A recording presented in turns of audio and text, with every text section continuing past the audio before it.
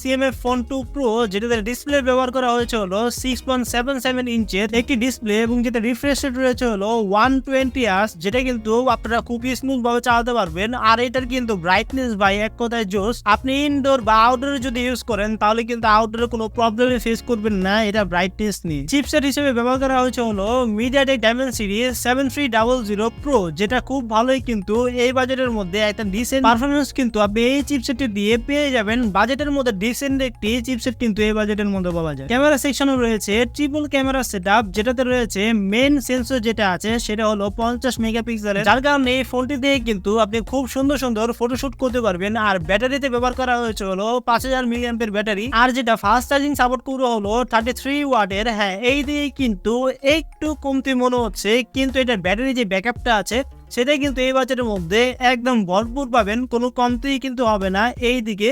শুধুমাত্র fast charging এর যেটা আছে সেটা একটু স্যাক্রিফাইস করতে হবে। এই ফোনটিতে কিন্তু রয়েছে 8GB বাই 128GB, অথবা আপনি চাইলে 256GB কিন্তু পারচেস করতে পারেন। এই দুটি ভেরিয়েন্টে কিন্তু আপনি এই ফোনটিকে বাজারে প্রায় 30,000 টাকার আশেপাশে পেয়ে যাবেন। অলরাইট, এই 30,000 টাকার আশেপাশে আপনি কিন্তু ভালো পারফরমেন্স পাচ্ছেন, ভালো ক্যামেরা পাচ্ছেন।